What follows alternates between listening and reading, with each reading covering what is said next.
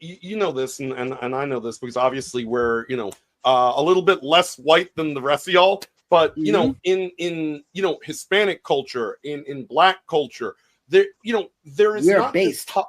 There is not this tolerance for that kind of thing.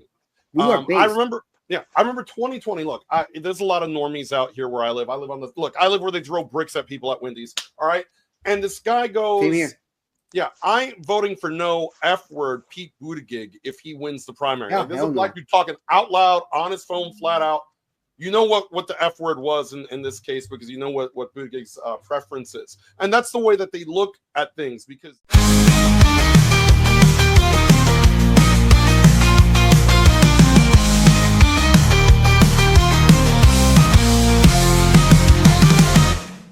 again, you're looking at Snoop Dogg. This is a man who's 60, 65 years old.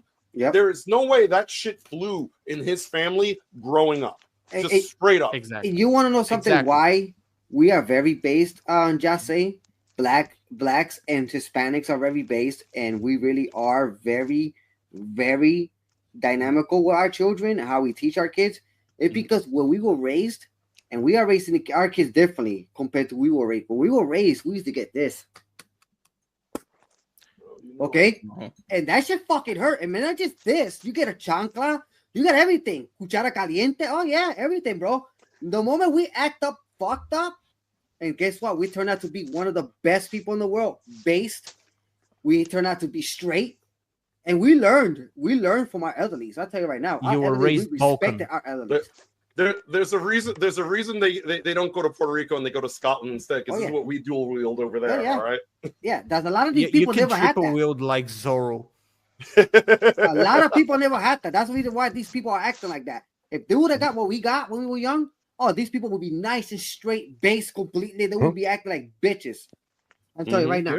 You're completely correct. However, and I would like to touch on something before I give the word to Roadkill, is that when you have a whole industry that is pushing you to be something, and it is your job, because we have to remember something, ladies and gents.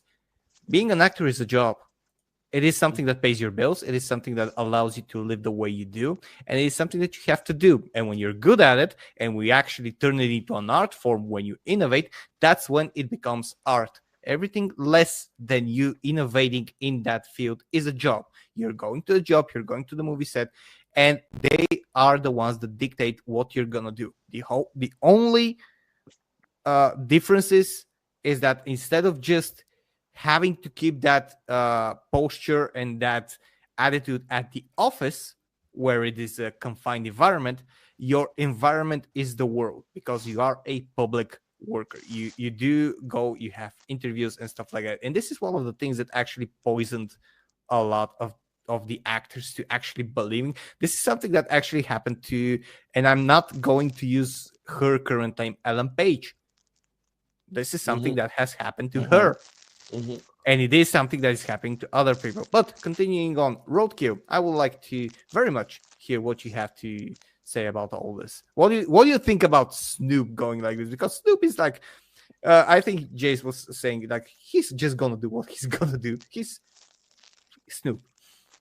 I think he brings up a good point, and he's gonna do what he wants to do. And I think in his older age, he's become a little bit more conservative with everything, because there's so much weird, like forced change and directions that don't need to be forced. But it's a new narrative, and people are making money off it. So like DEI and things, I think he just saw it and was like, and I think it did perturb him a little bit, because he came across as, I don't want to have to answer that while watching a movie. Great point. I remember a funny story. I remember watching that movie with my daughter, 7 years old. And when that scene came across, we were eating popcorn. And I looked at her and I was like, oh, they must have adopted. Like immediately, I cut the shit off immediately. Like there was no, I didn't want her to look at it and go, wait a minute. Even though at that age, she didn't know, I was like, nope, I'm going to get ahead of this, because I see what they're doing. And even though I like the movie for what it is and the ending, and we took it as more as like a space travel thing. Anyway, but what Snoop is doing is, I think maybe he's taking a stand. It's risky. for someone in his situation because he's so prominent in Hollywood that it's not popular to come out on the other side of things, and that can hurt you. That being said, I know Mark Ruffalo's parents. That's kind of weird. They have a place that we used to vacation, and I ended up meeting them, and I was like, no shit. And I used to like the guy, but there are some people that toe that line, and they toe the line like we already spoke about. They need to keep their paycheck if they want to stay relevant, and toe that line. But I think what he's doing is he's a grandpa. He's being a grandpa, and he has a really different background. I wouldn't say cool as shit because I wasn't like, I like him. I like his music. Like, that's the term. Like, I don't love what he's done. He was a gross misogynistic his whole music career in the beginning, and then he was like, yo, I'm Snoop Lion. I'm just like chilled out. And then that lasted for like 2 years, and then he went back to gangster, and now he's like, I'm just a grandpa.